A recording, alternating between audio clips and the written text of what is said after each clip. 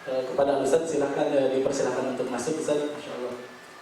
Saya akan bacakan kurikulum vitae beliau. Nama Abu Fatih Al-Adnani, tempat tanggal lahir Jakarta tanggal 18 Agustus 1975. Alamat rumah pesantren Darus Syahadah Simo Boyolali Jawa Tengah. Pekerjaan saat ini adalah staf pengasuh pesantren Darus Syahadah Simo Boyolali. Yang kedua Dewan Syariah BMT Arafah. Yang ketiga Dewan Syariah Kota Surakarta. Status menikah, 1 istri, 10 anak, 6 putra dan 4 putri. Saat ini alhamdulillah katanya ada kabar dari beliau yang ke-11 baru 7 bulan. Mohon doanya, masya Allah. Karya beliau adalah yang pertama 56 poster Islam. Alhamdulillah, masya Allah, bisa dilihat di sekolah kita, di sekolah SD Sadana. Kita pampang mudah-mudahan menjadi didik berbicara untuk berdakwah kepada kaum muslimin yang ada di sini. Kemudian penulis sekitar 30-an buku dengan mayoritas tema akhir zaman. Moto beliau adalah seorang mukmin adalah manusia akhirat yang berjalan di muka bumi. Di antara karya tulis beliau adalah yang pertama ada negeri-negeri akhir zaman, zikir akhir zaman, negeri penghafal Al-Quran, petaka akhir zaman, indahnya surga, hidup sesudah mati, 400 hadis akhir zaman, huru hara Irak, Syam, Mesir, perang akhir zaman, Nabi Isa turun, journey to Damascus, kita berada di akhir zaman, fitnah dan petaka akhir zaman, Mizanul Muslim 1, Mizanul Muslim 2. Alhamdulillah buku-buku beliau sudah terbit, bisa Bapak Ibu lihat di bazar. Masya Allah, mudah-mudahan bagi yang memerlukan bisa bermanfaat untuk dibaca dan untuk diamalkan. Allah Ta'ala alam. Selanjutnya untuk meningkat waktu dan tempat kami persilakan kepada Ustaz. Bismillah. Assalamualaikum warahmatullahi wabarakatuh. Innal hamdalillah nahmaduhu wa nasta'inuhu wa nastahdihi wa natubu ilayhi wa na'udzu billahi min shururi anfusina wa sayyiati a'malina. May yahdihillahu fa huwal muhtadi wa may yudlil falan tajida lahu waliyyan mursyida.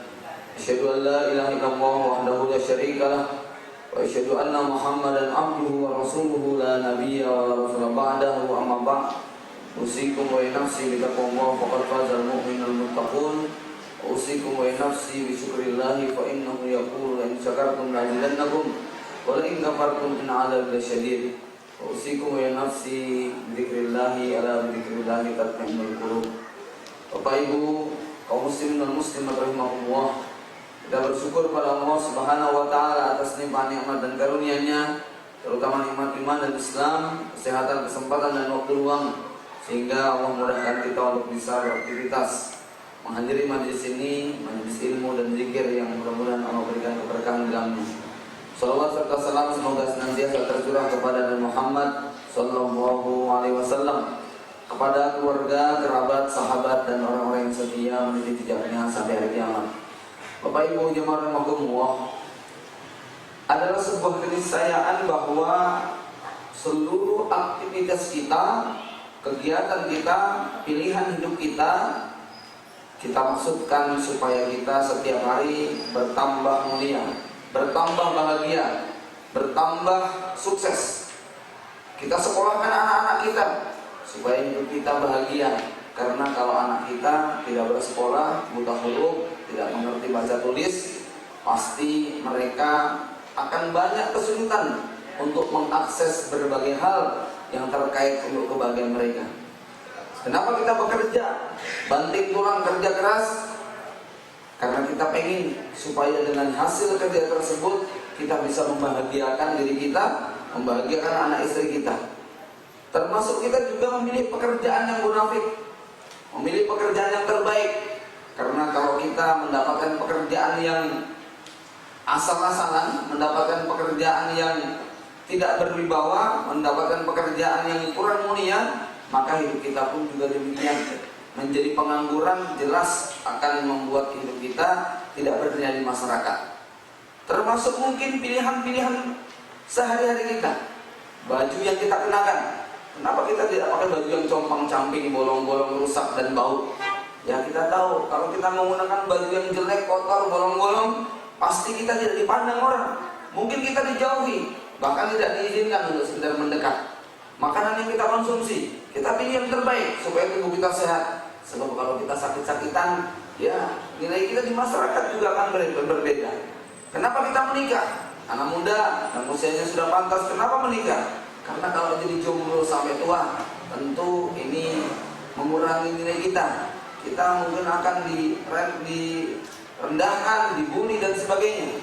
Berbagai hal yang kita lakukan, kita mencoba memilih yang terbaik supaya hidup kita ini makin mulia, makin bahagia, makin harmonis. Bapak Ibu jemaah rahimahumullah, disinilah persoalannya. Semua pilihan manusia niatnya untuk cari mulia, tetapi sayang mereka tidak mampu mendefinisikan hidup mulia kecuali semua yang identik dengan materi belaka. Mulia identik dengan kaya, mulia identik dengan ketampanan, mulia identik dengan jabatan, mulia identik dengan kedudukan, mulia identik dengan sekolah yang tinggi, mulia identik dengan gaji yang besar, mulia identik dengan anak-anak yang sehat, cerdas, pintar. Ya, mulia identik kalau kita sering muncul di layar kaca, wajah kita terpampang di media. Mulia identik dengan rumah kita yang tingkat, mulia identik dengan mobil kita yang wah. Inilah yang hari ini banyak dikejar manusia. Ya, maka Allah Subhanahu wa taala kemudian mengingatkan, a'udzubillahi minasyaitonirrajim, man kana yuridul izzah falillahil izzatu jami'an. Siapa yang pengen mencari kemuliaan, maka kemuliaan itu adalah milik Allah semata. Orang yang mencari kemuliaan dengan jalan menghindar Allah Subhanahu wa taala, mencari kemuliaan dengan jalan meninggalkan Allah Subhanahu wa taala, yang akan mereka dapatkan adalah kemuliaan yang sifatnya semu, kemuliaan yang sifatnya palsu, kemuliaan yang sifatnya sesaat, kemuliaan yang tidak langgeng. Padahal kemuliaan yang dijanjikan oleh Allah Subhanahu wa taala adalah kemuliaan yang meliputi kebahagiaan dunia dan akhirat. Kemuliaan lahir dan batin, bukan kemuliaan yang dohirnya nampak wah, tetapi sebenarnya sang pelaku atau sang pemilik merasakan kegelisahan dan kegersangan. Maka kita lihat orang-orang dengan segala kemegahan atribut dunia yang mereka miliki, mungkin nampak di dunia mereka dihormati, mungkin nampak dengan kedudukan mereka kemudian disegani oleh lingkungan sekitar. Tapi sebenarnya begitu mudah bagi Allah untuk kemudian menjungkir balikan keadaannya. Hanya butuh waktu bilangan pekan, bilangan bulan, bilangan tahun. Kondisi yang kemarin dimuliakan oleh masyarakat, tiba-tiba kemudian dia bisa jatuh pada titik yang serendah-rendahnya. Kenapa demikian? Karena mereka mencoba untuk mencari kemuliaan di luar jalur Allah Subhanahu wa taala. Maka Bapak Ibu jemaah rahimahumullah, syarat meraih kemuliaan ada dua. Yang pertama adalah as-sultah, yang kedua adalah al-quwah. As-sultah artinya kekuasaan. Yang dimaksud dengan kekuasaan bukan berarti kita menjadi presiden, menjadi menteri, gubernur atau yang lainnya. Tapi yang dimaksud dengan as-sultah di sini adalah tahrirun nafsi an saytorati ghairillah subhanahu wa ta'ala. Kemampuan untuk membebaskan diri dari segala bentuk tekanan selain daripada Allah Subhanahu wa taala. Orang yang merdeka, orang yang berkuasa adalah orang yang bisa terbebas dari hawa nafsunya. Orang yang merdeka, orang yang bebas, ini adalah orang-orang yang hanya meletakkan kedudukannya kepada Allah semata. Bapak Ibu jemaah rahimahumullah, maka kita lihat, mungkin ada orang yang berkuasa, punya jabatan, kedudukan, tapi dia ditekan tetap oleh atasannya, melakukan yang bertolak belakang dengan hati nuraninya, dipaksa untuk melakukan hal-hal yang sebetulnya bisa menghinakan dirinya. Maka ini bukan orang yang berkuasa. Jabatannya mungkin tinggi, tapi tetap dipaksa lagi oleh orang yang ada di atasnya untuk melakukan hal-hal yang sebenarnya bisa menciderai kehormatan dirinya. Ini bukan kekuasaan. Sebaliknya, orang miskin, tukang beca, petani di pelosok dusun, ketika dia hanya tunduk, menyerah dan pasrah kepada Allah, maka sebetulnya disitulah letak kemuliaan. Inilah hakikat as-sultah yang sesungguhnya. Yang kedua, syarat meraih kemuliaan adalah al-quwah. Ada 5 kekuatan yang seandainya seorang mukmin yang memilikinya, insya Allah dia akan mendapatkan kemuliaan dunia dan akhirat. Yang pertama adalah quwwatul aqidah wa quwwatul iman. Kekuatan akidah dan kekuatan iman. Tanpa akidah, tanpa iman, semua yang kita punya adalah kehinaan. Bisa kita simpulkan, Rasulullah SAW bersabda, ad-dunya mal'unah, dunia ini terlaknat. semua isinya juga terlaknat. Wa mal'unun ma fiha, kecuali 4. 1, zikrullah, mengingat Allah. Jadi anak kita, istri kita, rumah kita, diri kita, ini dilaknat oleh Allah. Semua isi dunia ini dikutuk oleh Allah, kecuali kalau penghuninya mengingat Allah. Yang kedua adalah apa yang dijadikan sarana untuk mengingat Allah. Rumah kita akan terlaknat kecuali rumah itu mengingatkan kita kepada Allah. Mobil kita dilaknat Allah kecuali mobil kita itu mendekatkan diri kita kepada Allah. Ya, semua yang kita punya dilaknat oleh Allah kecuali kalau itu membuat kita makin dekat kepada Allah Subhanahu wa taala. Yang ketiga adalah al-alim, ulama yang mereka menyebarkan ilmu pengetahuan agama. Ini yang tidak akan dilaknat, ya. Yang keempat al-muta'alim, orang yang senantiasa belajar. Jadi hidup kita setiap hari itu hanya itu saja. Apakah kita ini adalah seorang yang berzikir kepada Allah, atau mencari sesuatu yang dapat membuat kita makin ingat Allah, atau pekerjaan kita adalah mengajarkan ilmu Allah, atau yang keempat menuntut ilmu Allah. Selain daripada 4 hal ini, pasti kita akan dilaknat oleh Allah Subhanahu wa taala. Karenanya tanpa iman, tanpa akidah, semua yang kita miliki dilaknat oleh Allah Subhanahu wa taala. Iman ini seperti akar pohon. Iman itu seperti pondasi. Ibarat bangunan, dia bukan sekedar pondasi, tapi dia mirip seperti sertifikat. Bapak Ibu sekalian, kenapa orang yang beramal sedemikian banyaknya ketika dia tidak punya iman, tidak punya akidah, ditolak oleh Allah Subhanahu wa taala? Ada yang merasa kasihan dengan Bunda Teresa. Ada yang merasa kasihan dengan Mahatma Gandhi. Orang sebaik mereka kok harus masuk neraka? Ya, kita katakan Bapak Ibu sekalian, kalau bapak-bapak misalnya membangun hotel bertingkat di atas tanah saya, nggak punya sertifikat, ya, nggak izin dengan saya, dibangun setinggi mungkin, nanti di pengadilan menang siapa Pak? Kira-kira Pak? Hah? Menang Bapak atau menang saya? Bapak akan kalah, bukan sekedar kalah, Bapak bisa dituntut dan digugat karena telah merampas tanah. Begitu juga orang yang beramal, beribadah, tetapi mereka nggak punya iman, nggak punya dasar, maka mereka di akhirat akan menyesal. Ya, sudah membangun hebat, mewah, tinggi, tapi ternyata ilegal.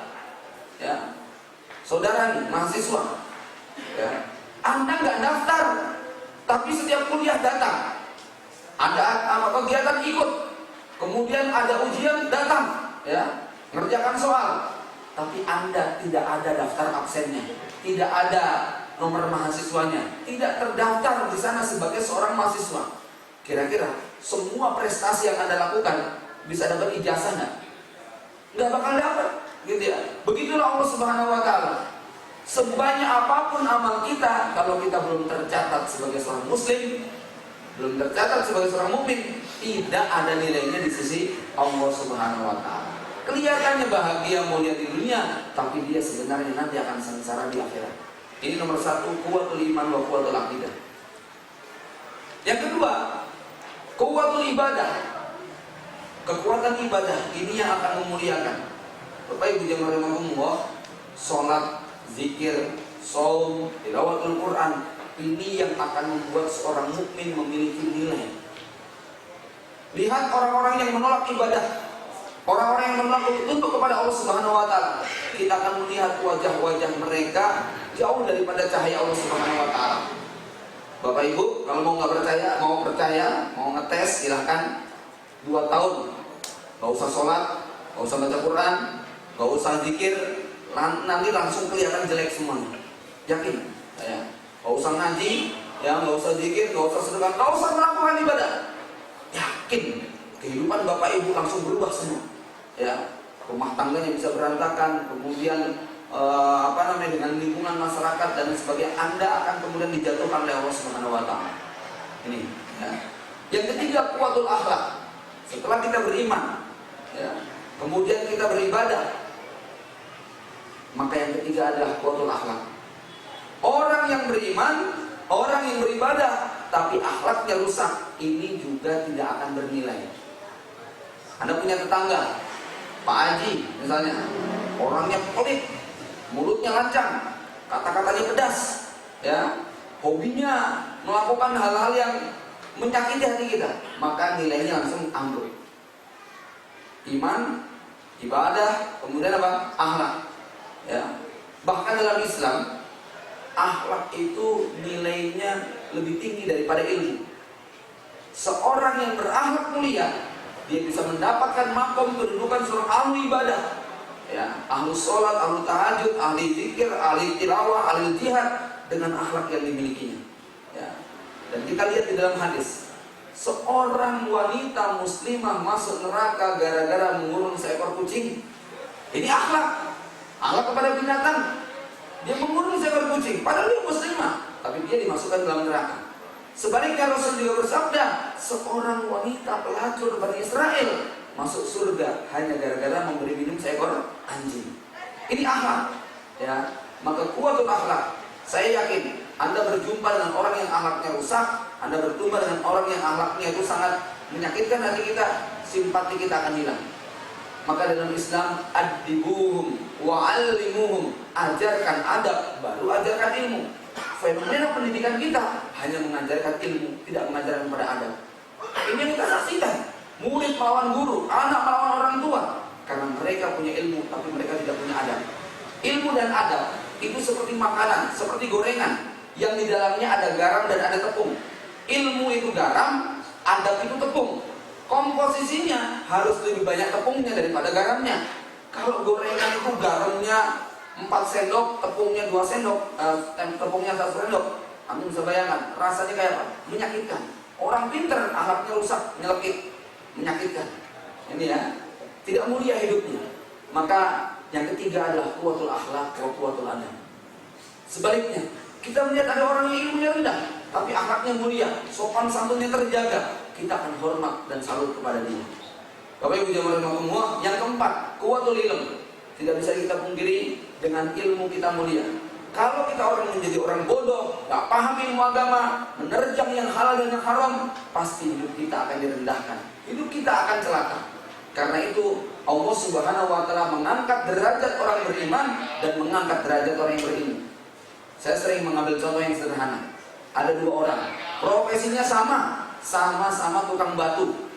Cuman yang satu dia kerjanya ngangkuti batu dari kali ke atas truk, batu-batu besar yang dipakai buat bangunan, dijadikan pondasi rumah. Berapa penghasilan tukang batu ini, Pak? Hah? Paling mungkin 70.000, 100.000, kerja dari pagi sampai sore, badan capek pegel-pegel. Yang satunya dokter batu ginjal. Sama-sama ngangkut batu, cuman yang satu batu dari kali, yang satu batu dari ginjalnya, begitu kan ya? Begitu cuti, operasi selesai 1 jam, pasien nanya berapa dok biayanya? 10 juta aja. Kok 10 juta dok, mahal banget, boleh nggak diskon 50%? Oh bisa, batunya dibalikin separuh. Tetap dibayar Pak. Kenapa? Yang satu nggak usah sekolah, yang satu harus menuntut ilmu sampai meraih gelar dokter, praktek, ujian, sertifikasi dan lain sebagainya. Banyak perjuangannya. Maka Allah mengangkat derajat orang yang berilmu di atas orang-orang yang lain. Bapak Ibu jamaah rahimakumullah, ya. Maka kemudian yang terakhir adalah kuwatul mal, kekuatan harta. Tidak bisa kita pungkiri bahwa harta ini akan membedakan kedudukan kita. Ya. Orang miskin dengan orang kaya pasti dipandang dengan cara yang berbeda. Cuman kalau orang kaya ini sudah punya kuwatul akidah, orang kaya ini punya kuwatul ibadah, orang kaya ini punya kuwatul akhlak, orang kaya ini punya kuwatul ilm, kemudian disempurnakan dengan kekuatan harta, pasti hidupnya akan sangat dahsyat. Kalau cuma modal kaya toh, pasti dia akan hina. Tapi dia kaya yang kekayaannya dibangun di atas ilmu, di atas akidah, di atas akhlak, di atas ibadah, maka kekayaannya akan sangat bernilai luar biasa. Rasulullah SAW bersabda, nikmal malus soleh fi yadi abdin soleh. Harta itu akan sangat baik dan indah kalau berada di tangan orang-orang yang bertakwa. Mukmin soleh kaya, hartanya akan didistribusikan kepada yang tepat, akan digunakan untuk amar ma'ruf nahi munkar. Sebaliknya kalau orang-orang kafir, orang-orang munafik, mereka akan yunfikuna amwalahum fisabilillah taghut. Mereka akan membelanjakan hartanya di jalan taghut. Sementara orang-orang beriman akan membelanjakan hartanya di jalan Allah Subhanahu wa Ta'ala. Lihat kalau orang itu tidak berilmu, tidak bertakwa, nanti kalau yang datang itu, Pak, kami mau minta sumbangan buat acara konser. Oh iya, butuh apa?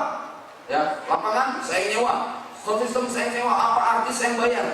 Tapi begitu ada acara kegiatan keagamaan, ya, kalau dia nggak berilmu, nanti ada orang minta sumbangan buat acara pengajian, kasih 5.000, begitu ya, 2.000 sana begitu ya. Ini kalau orang tidak beriman, tidak bertakwa, ya, dia akan pelit terhadap hal-hal yang sifatnya keagamaan, tetapi dia akan sangat royal untuk hal-hal yang sifatnya adalah hiburan, maksiat dan lain sebagainya. Bapak Ibu jamaah rahimakumullah, dua hal ini kalau kita miliki, maka dampaknya akan sangat luar biasa kepada kehidupan kita.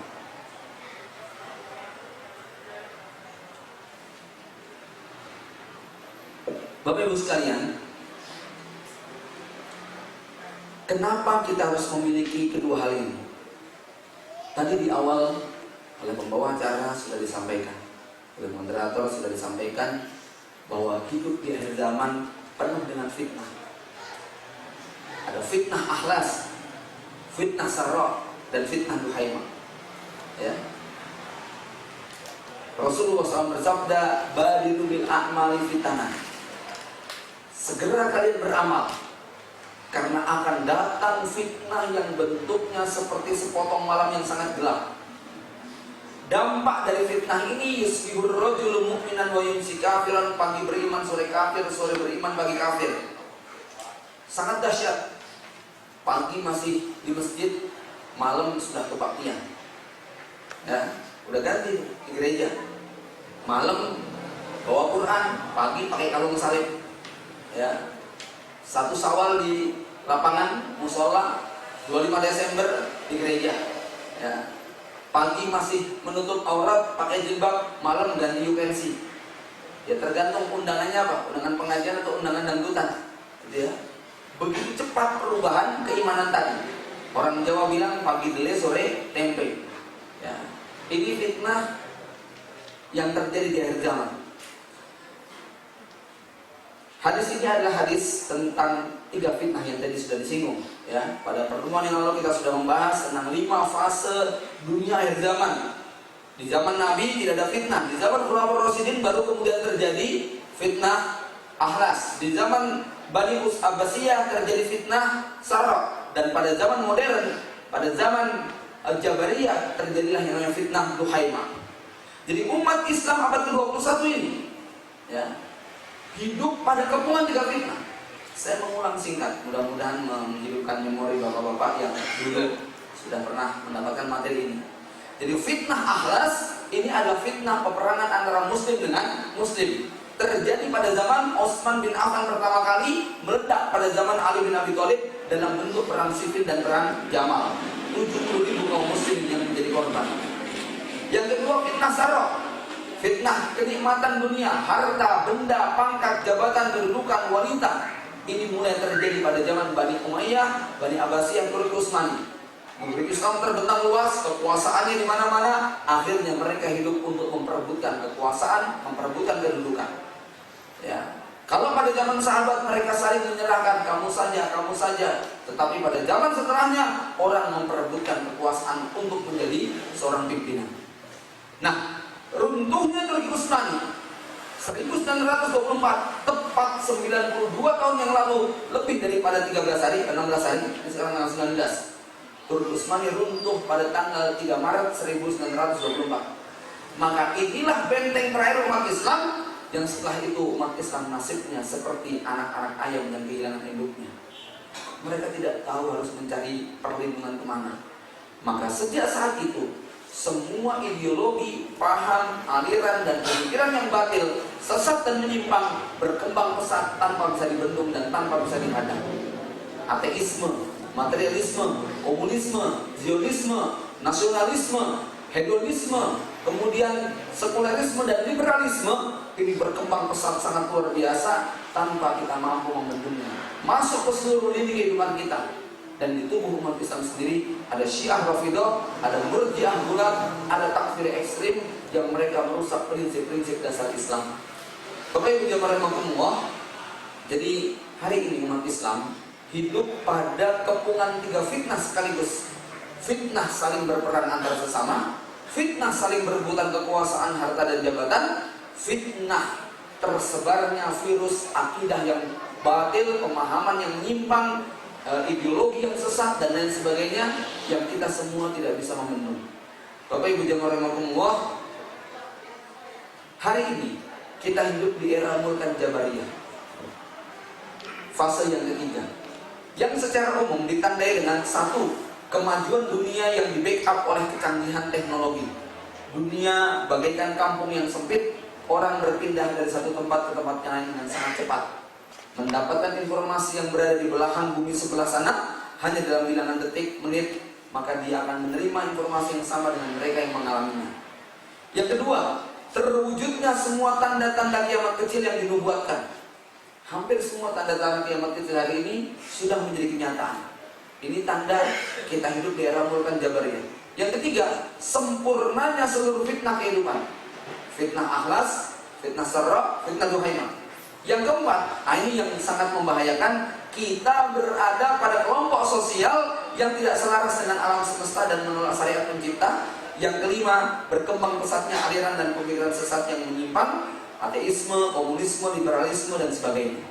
Bapak Ibu jemaah rahimakumullah, saya ingin mengulas lebih detail tentang kondisi di mana kita hidup hari ini, yang oleh Ahmad Thompson digambarkan bahwa kita hari ini sedang masuk dalam kelompok sosial yang ketiga.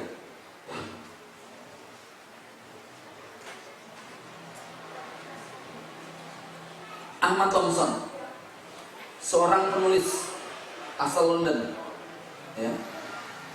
Dia setelah berkeliling ke banyak negara Timur Tengah dan juga berguru kepada banyak masyayikh, menulis sebuah buku yang bagi saya luar biasa. Buku ini sebetulnya diterbitkan sudah lebih dari 15 tahun yang lalu, tetapi hari ini sangat-sangat terasa bahwa buku ini betul-betul mewakili kondisi dunia saat ini. Bukunya berjudul Dajjal dan Antikris, diterjemahkan menjadi Sistem Dajjal. Di dalam buku ini dipaparkan 3 macam pola dasar pengelompokan sosial. Jadi masyarakat itu terbagi menjadi 3. Yang pertama adalah masyarakat pedalaman, sederhana, yang hidup selaras dengan alam, namun sayang mereka tidak mengikuti syariat kenabian.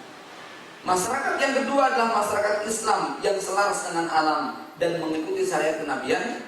Masyarakat yang ketiga adalah masyarakat kafir yang hidup tidak selaras dengan alam dan sengaja menolak syariat sang pencipta alam, ya. Masyarakat pertama perlahan semakin menghilang seiring laju perkembangan teknologi dan informasi. Walau eksistensi mereka tetap ada, namun mayoritas kita gak ada di sana. Ini masyarakat primitif, masyarakat yang ada di ujung gunung, yang tidak tersentuh dengan teknologi informasi. Hidup mereka sebetulnya damai, Pak. Tidak ada eksploitasi alam. Mereka tidak pernah membakar hutan, tidak pernah kemudian menambang, mereka tidak pernah merusak alam, mereka tidak pernah melakukan eksploitasi berlebihan.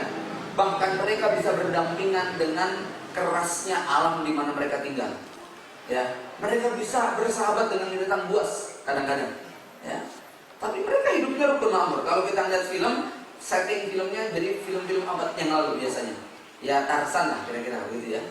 Jadi masyarakat yang mereka selaras dengan alam, tinggalnya di hutan-hutan, hidup mereka berkelompok, tidak ada jual beli di antara mereka, adanya saling tolong menolong, saling membantu.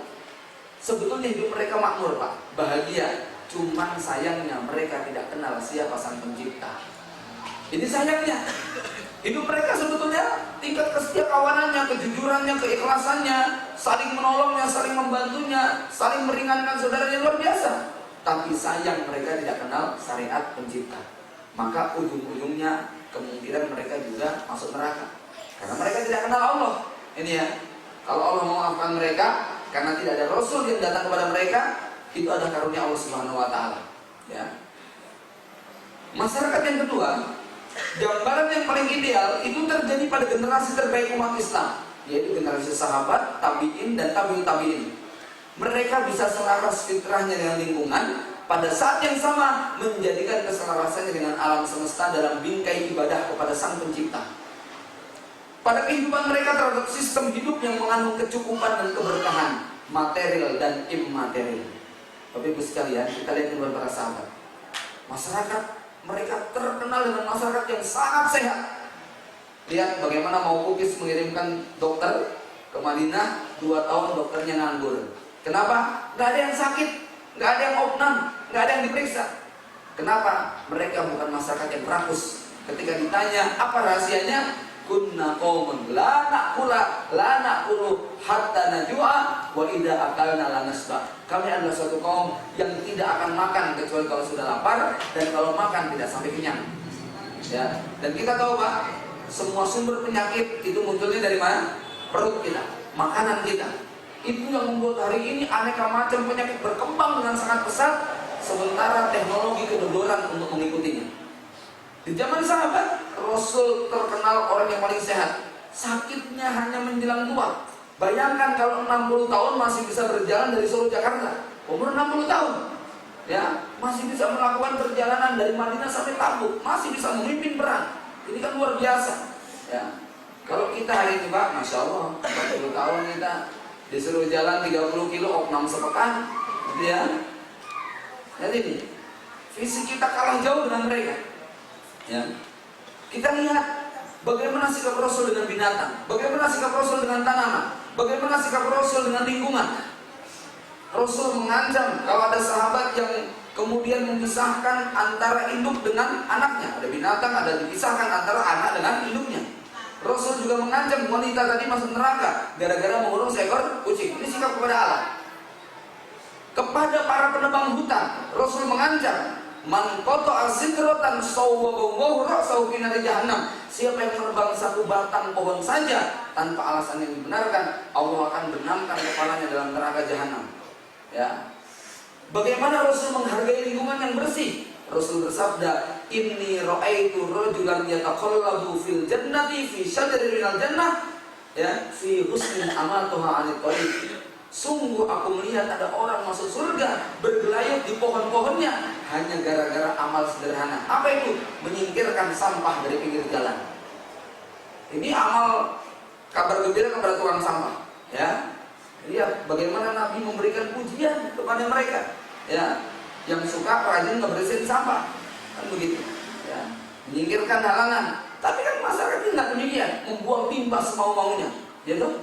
Kalau membuang sampah sampai kemudian mencelakakan orang saja itu diancam, lalu bagaimana dengan hukuman yang membuang limbah sembarangan sampai menimbulkan kerusakan lingkungan? Rasul sangat selaras dengan alam semesta. Ya. Kita lihat bagaimana Uqbah bin Nafi pada saat menaklukkan hutan Qairuan, mau tinggal di sana. Kalau sekarang mungkin hutannya ditebangi, kemudian penghuninya dibabatin. Uqbah bin Nafi tidak demikian. Dia ceramah di tengah hutan. Wahai seluruh penghuni hutan, kami adalah sahabat Nabi, Nabi kalian, ya, dan Nabi kami, karena dia diutus kepada seluruh alam. Kami ingin menetap dan tinggal di sini. Kami minta kalian semua pergi dari sini. Para sahabat menyaksikan binatang itu berbondong-bondong meninggalkan hutan tadi. Harimau, singa, serigala, ular, gajah, semua mempersilahkan sahabat untuk tinggal di hutan tadi. Ya, kita lihat yang namanya seorang tabi'in, dia sholat malam, diikuti oleh seekor singa. Temannya tabi'in ini sampai ketakutan, manjat ke atas pohon karena khawatir diterkam. Tapi tabi'in ini dengan tenang melanjutkan sholatnya sampai selesai. Selesai sholat, dia tatap wajah singa itu. Dia berkata kepada singa tadi, apakah engkau ingin menerkam seorang hamba yang sedang beribadah kepada Tuhannya, Tuhan yang juga menciptakan diri kamu? Tega kamu melakukan?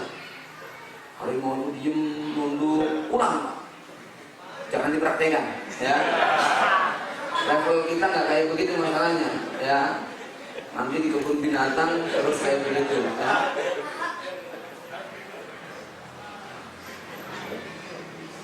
Lihat Rasulullah SAW, ada sahabat yang bisa berbicara mendengar tasbihnya kurma. Lihat Rasulullah SAW, ada biawak yang kemudian, ya, bisa berbicara kepada beliau, pohon yang menangis dan lain sebagainya. Allah buat alam semesta itu menyatu kepada Rasulullah dan para sahabatnya. Apa kata Nabi? Hada Jabal Uhud, yuhibbuna wa nuhibbuhu. Ini gunung Uhud. Dia mencintai kita, kita pun mencintai dia. Dalam Islam tidak ada penaklukan. Kalau kita kan bangga naik gunung Lawu, gunung Cermek, tancapkan bendera. Gunung telah berhasil kita kalahkan, kita taklukkan. Ya, lalu kemudian selfie, MDPL. Ya. Ini nggak kita kenal dalam Islam. Kenapa? Allah telah menundukkan alam semesta ini kepada manusia. Ya, maka tidak ada eksploitasi alam oleh kaum muslimin. Mereka menggunakan semata-mata sebatas kebutuhan mereka. Nah, masyarakat yang ketiga, ya, inilah masyarakat yang paling mendominasi dunia. Ini masyarakat kita yang jadi tadi yang kita katakan kita ini hidup di zaman fitnah yang luar biasa, yaitu di masyarakat ketiga. Masyarakat yang bermusuhan dengan alam dengan segala ragam aktivitas eksploitasi alam juga manusianya yang secara liar mereka lakukan. Di mana semua itu dilakukan untuk memenuhi hawa nafsu mereka dalam rangka menentang syariat sang pencipta. Inilah masyarakat kafir yang kehidupan mereka tunduk di bawah kendali iblis melalui sistem dajjal dan kaki tangannya. Insya Allah besok pagi kita akan bercerita secara spesial tentang tanda-tanda kemunculan dajjal dan bagaimana mereka menguasai alam. Saya akan kutipan sedikit. Bapak Ibu sekalian, tadi kita sudah singgung, kapitalis, sekuleris, liberalis, ini adalah sistem yang menguasai dunia. Maka dalam sistem dajjal, eksploitasi alam semesta, eksplorasi alam semesta berubah menjadi eksploitasi. Mereka melakukan proses produksi bukan dalam rangka memenuhi kebutuhan manusia secara merata, tetapi hanya mementingkan segelintir manusia untuk memuaskan hawa nafsu mereka. Kalau Islam tidak, Pak. Islam sibuk diproduksi, tapi lebih sibuk didistribusi. Itu yang membuat kemudian semua manusia merata. Tapi kalau kapitalis tidak demikian, dia sibuk dengan produksi tanpa memikirkan kemerataan. Maka pada titik tertentu mereka punya mekanisme yang kemudian sistem dunia itu berada dalam kendali mereka, tapi sebetulnya hanya menguntungkan segelintir manusia. Saya ambil contoh, misalnya orang yang jualan ayam potong. Itu kan diatur semua, ada pengendalinya. Harga yang menentukan bukan peternak, Pak. Yang menentukan adalah kapitalis. Harga sekian, hari ini sekian, besok sekian. Sudah dipatok semuanya. Gak bisa kita kemudian menentukan harga sesuai dengan kebutuhan kita. Ya, ketika suplai ayam itu melimpah, ya, kemudian dikhawatirkan jatuh. Sementara DOC-nya ini jumlahnya membludak. Ada jutaan DOC. Anak ayam yang masih umur 3 hari, Pak. Ya. Ini kalau terus dipelihara akan membahayakan. Akibatnya nanti daging ayam akan anjlok harganya. Maka jutaan DOC itu akan dilenyapkan dengan dibantai habis semuanya. Supaya siklusnya menjadi seimbang. Lihat begitu caranya, Pak. Bukan kemudian dipelihara, dimanfaatkan, dibagi-bagi kepada orang miskin, tetapi apa? Dimusnahkan. Itu caranya seperti itu. Ya. Gimana telur supaya stabil? Ya. Caranya ya dilenyapkan, dihilangkan gitu, supaya kemudian nanti ketika suplainya menjadi terbatas, otomatis permintaan naik, harga kemudian menjadi stabil. Jadi naik turunnya harga bukan berdasarkan mekanisme alam, tapi karena ada mekanisme kapitalisme. Saya ambil contoh lagi, sebuah masyarakat yang awalnya hidup makmur, aman, damai, masyarakat pedesaan. Masyarakat pedesaan yang hidup mereka ditopang dengan pekerjaan menganyam bambu. Jadi sebuah masyarakat yang mereka punya sumber daya alam berupa hutan bambu yang sangat luas. Di situ mereka menebang bambu 1, 2, 3, 4, 5 untuk kemudian dibuat topi, dibuat ijuk, dibuat sumbul, dibuat tempat nasi, dibuat berbagai macam. Yang bahan bakunya adalah kayu dan bambu. Masyarakat tadi sambil bekerja, sambil bisa ngajari anaknya, sambil bisa ngobrol sama istrinya. Dia bekerja tanpa kehilangan kesempatan untuk tetap mendiri keluarganya. Awalnya hidupnya makmur. Mereka barang jadi dijual, dapat uang, ya sudah cukup buat makan. Gak ada kekurangan. Kalau nanti ada yang sakit, mereka akan saling berkunjung, menjenguk. Kemudian kalau ada yang butuh gotong royong, rumahnya ada yang rusak, mereka akan saling bantu tanpa kemudian mendapatkan harus dibayar. Ya, yang penting masyarakat tadi kemudian makmur. Dalam kondisi yang sedang aman-amannya, damai-damainya, datang kapitalis. Pengusaha bermodal tanpa batas, mendirikan pabrik plastik, semua berbahan baku plastik, dari mulai sapu, ijuk, centong, sumbul dan lain sebagainya yang bahan bakunya plastik. Ya, kira-kira butuh waktu berapa lama untuk menggulung semua usaha masyarakat di setempat? Butuh berapa lama? Nggak lama. Ya, otomatis produk-produk kapitalis yang dibuat oleh pabrik dengan bahan plastik ini harganya lebih murah, produknya lebih variatif, daya tahannya lebih lama. Masyarakat secara perlahan bergeser memilih produk-produk berbahan baku plastik, ya toh Pak? Ya, kita beli centong plastik, beli sumbu dari ini mereknya Lion Star dan seterusnya. Kita produksi yang dibuat oleh simbah-simbah di kampung kita, ya. Maka dalam waktu singkat, usaha warga kampung disebut gulung tikar. Terus mereka mau makan apa? Nggak punya pilihan kecuali jadi karyawan pabrik tadi, ya. Akhirnya penduduk tadi berbondong-bondong. Lihat ketika pabrik berdiri, dibutuhkan 20.000 karyawan, dibutuhkan 10.000 karyawan. Maka dia menuntut masyarakat di sana berlomba-lomba untuk jadi karyawan karena susahnya mencari pekerjaan. Ketika mereka jadi karyawan di pabrik itu, apa yang terjadi? Mereka dapat gaji. Gajinya cukup nggak Pak kira-kira Pak buat kebutuhan sebulan? Nah, sebetulnya cukup kalau mereka qanaah. Tapi kapitalis tidak berhenti sampai di situ. Mereka mengiklankan berbagai macam barang dan produk di radio, di televisi, di koran yang sebenarnya barang itu tidak dibutuhkan. Ya, apa anak kelas 2 SD butuh Android Pak? Hah? Apa butuh Android kayak gitu? Tapi kemudian itu sengaja dipaksakan, diiklankan sampai kemudian anak-anak kita punya semua. Kita hidup 10 tahun yang lalu tanpa HP, aman, damai, gak merasa kehilangan. Hari ini pergi tanpa HP ada sesuatu dari anggota tubuh kita yang hilang. Ya. Itu nggak sempurna rasanya, itu kan? Ya. Zaman dulu kita naik motor bebek meri tahun 75, itu sudah bangganya luar biasa. Hari ini anak-anak SMP, motornya kalau nggak baru, dia marah sama orang tuanya, dibakar rumahnya dan lain sebagainya. Ya, itu betul-betul terjadi Pak. Ya. Jadi gaya hidup anak-anak sekarang sudah luar biasa, disetel oleh sistem dajjal untuk kemudian berubah tadi. Kemudian apa? Dulu warga-warga kampung, ya, wanita-wanita dusun, mereka cukup menghaluskan kaki mereka dengan batu apung. Ya, tapi hari ini nggak terima. Mereka melihat iklan berbagai macam bintang film menggunakan ini, rambutnya harus begini, kulitnya harus begini, putih itu cantik, putih itu sehat. Akhirnya mereka kemudian kebingungan untuk melakukan pemutihan. Ya, gimana caranya supaya kulit saya putih, gimana supaya saya ini, ya. Maka kemudian rumah kita dipenuhi dengan aneka macam produk. Ya, Bapak Ibu sekalian, Bapak Ibu cek. Lebih dari 80% produk yang ada di toko-toko supermarket tidak kita butuhkan. Ini Pak, ya, artinya kalau kita nggak beli, nggak mati hidup kita, nggak, ya, kita nggak kekurangan kok. Tapi kita dipaksa dengan iklan itu bahwa benda-benda itu harus ada di rumah kita. Ya, ini benda simbol kemuliaan. Kalau nggak ada kamu kampungan, itu loh, ya. Lihat ini Pak, ini kondisi hidup kita kayak gini sekarang, ya. Itu baru satu sisi ekonomi.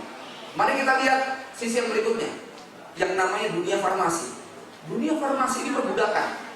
Bapak Ibu sekalian, ya, Rasulullah SAW. Jadi kalau zaman dulu Pak, zaman keislaman, dokter itu punya tugas bukan sekedar mengobati pasien, tetapi sekaligus mengajarkan pasien bagaimana cara mengobati dirinya sendiri.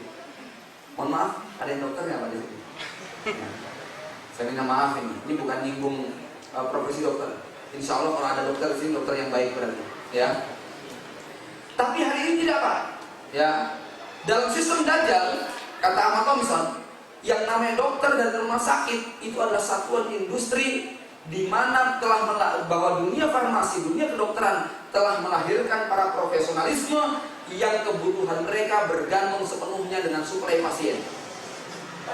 Ya. Kalau suplai pasien mandek, maka dokter akan kebingungan dari mana mencari nafkah. Ya, saya pernah nanya sama tetangga saya yang dokter, Pak dokter, jadi Pak dokter itu kalau masyarakat sehat semua senang apa sedih? Waduh, bingung saya jawabnya Pak, gitu loh ya, gimana ya? Ya, Pak coba Pak, kalau semua masyarakat sehat, nggak ada yang sakit, dokter senang apa sedih? Ya, kalau dokter zaman dulu senang Pak, mengurangi beban dia bisa ibadah lebih lama. Dokter zaman sekarang sedih, maka didesain bagaimana penyakit itu stabil, bahkan terus meningkat. Ya, suplainya harus tetap ada. Bagaimana supaya itu bisa terjadi? Maka sistem kehidupan harus diatur. Bagaimana tempat kerja itu meniscayakan si pelaku pekerjaan pasti akan sakit, sehingga dia masuk ke rumah sakit. Cara mengobati juga demikian. Yang diobati itu adalah permukaan. Kalau sakit bukan dihilangkan penyakitnya, tapi dihilangkan rasa sakitnya. Ya, dengan obatan analgesik misalnya, itu sekedar mengurangi rasa sakit. Tapi penyakitnya kecabut nggak Pak? Enggak, ya. Maka datang sembuh sebentar, tetapi sebenarnya itu merupakan tumpukan penyakit. Bapak Ibu sekalian, sampai suatu ketika akhirnya nggak bisa ditolong. Ya, dia disuruh bekerja di perusahaannya, yang tempat bekerjaannya itu meniscayakan dia untuk gampang sakit lagi. Ya, bayangkan kalau bekerja kemudian harus dipaksa lembur sampai malam, kemudian nanti nggak boleh cuti, kemudian berbagai macam aturan yang dia diperlakukan seperti robot, tidak pakai hati nurani. Maka dia akan jatuh sakit lagi, masuk rumah sakit diobati supaya sembuh. Tujuannya apa? Supaya bisa bekerja lagi, gitu kan? Ya, padahal pekerjaan yang membuat dia gampang untuk sakit lagi. Ini yang namanya siklus, suplai pasien selalu terjamin. Ya, Bapak Ibu sekalian, kalau dokter zaman dulu tugasnya mengobati pasien sekaligus menjelaskan bagaimana supaya pasien itu bisa mengobati dirinya sendiri, kalau sekarang enggak. Nasihat dokter biasanya gimana, Pak? Ini obatnya diminum, istirahat yang cukup, makan yang cukup, obat diminum teratur. Nanti kalau 3 hari nggak sembuh, datang ke sini lagi. Ya nggak, Pak? Standarnya kayak begitu. Gitu loh. Ya, Bapak sempet nggak ngobrol sama dokter panjang lebar? Enggak, Pak, dibatasi 5 menit itu mahal. Gitu ya. Sekali kunjungan ke pasien 5 menit sekian puluh ribu, sekian menit sekian puluh ribu. Jadi kalau kemudian ada konsultasi minta dijelaskan bagaimana mekanisme terjadinya sakit ini dan nggak bakal diceritakan. Apalagi kalau pakai SMS, nggak bakal dijawab. Ya, bagi mereka itu duit semuanya. Ya, ini dokter di era Dajjal, semua diatur. Maka kalau ada dokter yang keluar dari pakem ini, dia pasti akan dihabisi. Saya lupa, Pak, di Jakarta ada dokter siapa namanya kemarin, kemudian kliniknya ditutup. Dia berhasil menemukan helm anti kanker, rompi anti kanker untuk standar itu harus berobat 200 juta. Di klinik itu hanya 10-15 juta. Maka resmi ditutup, nggak boleh. Kenapa? Matiin pasarnya. Coba ya, Pak. Ada orang pinter, ya, melakukan penelitian bertahun-tahun, kemudian dia memberikan layanan yang sangat mudah dan murah kepada masyarakat. Itu harus dibekukan. Kenapa? Merusak pasaran. Ya, ini akan mematikan dokter-dokter lain. Inilah di era Dajjal kayak begitu kondisinya, Pak. Bapak Ibu sekalian, subhanallah, berat sekali. Belum lagi berbicara makanan. Yang namanya ayam, idealnya kan 1 tahun baru bisa kita makan, Pak. Itu ayam kampung yang sehat. Ya, tapi sekarang nggak bisa kayak gitu. 35 hari dipaksa harus bisa dipotong. Bagaimana caranya? Disuntik, ya. Mereka dibuat benar-benar nggak berkutik, ya. Ayam-ayam itu sebenarnya yang kita konsumsi dari ayam potong itu, kita mengkonsumsi daging atau mengkonsumsi racun itu, Pak? Racun semua, ya. Maka Masya Allah, hidup di akhir zaman ini kayak seperti ini kondisinya. Jadi apa? Yang terjadi, kita tidak selaras dengan alam semesta dan menolak syariat pencipta. Ya. Rasul itu minumannya madu, nggak pernah minum gula, itu kan? Ya, makanya badannya sehat. Kita dianjurkan makan daging kambing, tapi mereka melakukan penelitian, kambing itu begini, ya. Padahal Rasul lihat bagaimana sehat itu Rasulullah SAW. Jadi kita ini dijauhkan. Maka Bapak Ibu jemaah rahimakumullah, ya, terlepas bahwa industri tibun nabawi, herbal dan sebagainya hari ini masih belum pada titik ideal, tapi ini bagian daripada perlawanan. Suatu saat di zaman khilafah Rasyidah nanti, maka pengobatan sistem tibun nabawi ini yang kemudian akan berjaya kembali, ya, sehingga sistem medis farmasi kapitalis ini kemudian akan ditinggalkan. Apalagi Bapak Ibu sekalian, kalau Menteri Kesehatan pernah mengatakan bahwa 90% obat farmasi mengandung babi. Ini Menteri Kesehatan yang bilang, ya. Dan di akhir zaman Nabi Isa punya misi apa? Turun ke dunia, misinya Nabi Isa apa? Membunuh babi. Artinya implikasi daripada dibunuhnya babi di seluruh dunia itu akan berimbas kepada sistem kapitalis yang akan dihancurkan. Ada satu ceramah yang disampaikan oleh seorang tokoh di Belanda, perempuan, dia menggambarkan bahwa babi hari ini itu menjamur di seluruh lini kehidupan kita. Ada 160 lebih produk yang bahan baku utamanya adalah terbuat dari babi, atau salah satu daripada unsur pembuatnya adalah babi, ya, dari mulai kuas yang terbuat dari babi, emulsi yang bahan bakunya adalah babi, kemudian kenapa es krim bisa jadi lembut, emulsirnya adalah dari babi, kemudian ya berbagai macam bahan itu bahan dasarnya adalah babi semuanya. Bahkan disinyalir yang namanya rokok itu apa? Filternya ada darah babinya. Kemudian yang macam-macam, ada 162 produk. Bukan cuma bakso babi, kemudian soto babi, bukan itu Pak, ya. Tetapi ini produk-produk yang sifatnya manufaktur sampai di dunia otomotif dan di dunia industri itu dipakai babi semua. Artinya apa? Ketika nanti di akhir zaman babi itu dihancurkan, dilenyapkan, dibunuh oleh Nabi Isa alaihissalam, maka di situ pasti sistem kapitalis akan ambruk. Ya, ibarat bapak punya pabrik sepeda, tetapi ban karetnya nggak ada. Bahan baku karetnya sudah nggak ada lagi. Kira-kira ini mau diganti apa ini? Ya, mau karetnya nggak ada, gitu kan? Ya, sudah nggak ada produksi karet lagi. Bingung ini. Padahal itu adalah unsur utama. Ya, kalau roda nggak ada karetnya, kemudian pakai apa? Ya.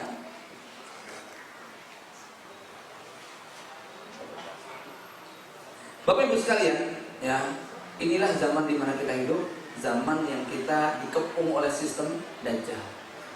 Ya. Nah, bagaimana kemudian kita bersikap? Ini adalah era di mana kita hidup, era yang tanpa sadar menyeret kaum muslimin untuk masuk dalam pusaran permainan mereka, sehingga mustahil untuk bisa keluar darinya. Pola hidup masyarakat kelas ini telah menjadi sesuatu yang sistemik, berlaku secara global, menjangkau seluruh bidang kehidupan manusia, politik, sosial, ekonomi, budaya, militer, pemikiran, dan peradaban, semua berada dalam kendali sistem kufur ini. Saya pernah berkunjung di rumah seorang pemerhati lingkungan, namanya Bapak Iskandar, di daerah Imogiri, Bantul. Dia memilih sebidang tanah seluas 3 hektar. Dia tinggal di situ sendirian dengan keluarganya. Listrik tidak masuk, maka dia bikin panel surya. Tetapi uniknya, dia berusaha menolak semua industri. Dia tidak mau hidup tergantung dengan pabrik, maka dia nanam beras sendiri. Dia kemudian bikin bikin roti sendiri, tidak pakai gandum, tapi menggunakan umbi, kemudian menggunakan telo, menggunakan singkong. Teknologinya dibuat sesederhana mungkin. Dia tanam segala-galanya. Dia memiliki kambing, sapi, domba, ayam, bebek, angsa, ikan, dan semuanya. Ya, dia tanam itu semuanya, tapi nggak banyak-banyak Pak. Sekedar buat kebutuhan keluarga dia. Ya. Dia anti dengan plastik, anti dengan yang namanya makanan industri. Dia cerita kepada saya, ya, bahwa jadi ketika saya lihat ke rumahnya, luasnya, dia cerita bahwa nanti di musim kemarau tempat kami yang paling hijau. Kenapa? Kami menampung air lebih luas, ya, menyerap sinar matahari lebih banyak, menahan angin, bagaimana kemudian bisa menumbuhkan tanaman yang dia buat, ya. Kemudian dia cerita bagaimana sistem makanan yang sehat. Makanan yang sehat itu adalah makanan yang tidak pernah diiklankan. Kenapa? Karena iklan 90% kebohongan. Kalau Anda mengkonsumsi makanan yang diiklankan tanpa sadar mengkonsumsi kebohongan demi kebohongan, maka gampang jadi pembohong. Kelapa, sehat nggak Pak? Sehat. Begitu berubah menjadi minuman dalam kemasan di iklan yang televisi, nggak sehat. Ya. Singkong yang baru kita petik, kita goreng, sehat nggak itu? Sehat. Tapi kalau sudah jadi keripik singkong yang ada di mal-mal itu sudah nggak sehat, gitu ya. Jadi makanan yang sehat, makanan yang tidak pernah diiklankan. Padahal tiap hari yang kita makan diiklankan nggak Pak? Diiklankan semua. Dia cerita lagi tentang beras. Saya kaget ketika disuguhi beras itu warnanya coklat. Nggak usah. Kita ini kebalik. Beras digiling sampai 2 kali 3 kali, sampai kemudian saripatinya, gizinya, nutrisinya malah dikasihkan ayam. Kita dapat tinggal berasnya toh, udah gak ada gizinya sama sekali. Dan sebetulnya beras putih itu kapitalis. Kenapa? Dulu nenek moyang kita, mbah-mbah kita, zaman dulu kan beras itu digiling pakai apa? Ditumbuk pakai lesung. Ada keberkahan nggak di situ? Ada Pak, keberkahannya ada. Bahwa kita numbuk, kemudian yang pecah hanya kulit luarnya saja. Setelah itu ditapi, di bawah ayam sudah nunggu sisa-sisanya. Ya toh? Ada keberkahan kita memberi makan ayam. Yang kita makan itu secukupnya saja. Maka kemudian beras yang kita punya itu masih dalam bentuk padi, ya. Sehingga apa? Kita memang memiliki secukupnya. Tapi rupanya ketika oleh Cina, oleh kapitalis ini, ya, kemudian mereka punya beras yang ditumbuk semacam itu, lalu ditumbuk hanya dalam hitungan berapa bulan sudah penuh dengan kutu. Akhirnya mereka giling lebih putih lagi supaya kutu nggak mau. Jadi sebenarnya beras yang kita makan Pak, itu beras yang kutu saja nggak mau makan, sudah nggak ada gizinya. Gitu loh, ya. Tapi itu kita yang suka, ya. Coba lihat para petani. Ketika dia menanam padi, mereka menyemprot dengan pestisida, ya. Nyemprotnya saja pakai masker. Lah kita makannya nggak pakai masker, ya. Ini kan unik sekali. Ini sistem Dajjal. Jadi tidak selaras dengan alam dan menolak syariat sang pencipta alam. Minyak bumi di perut bumi oleh Allah sudah disimpan, tapi dibongkar semua oleh manusia.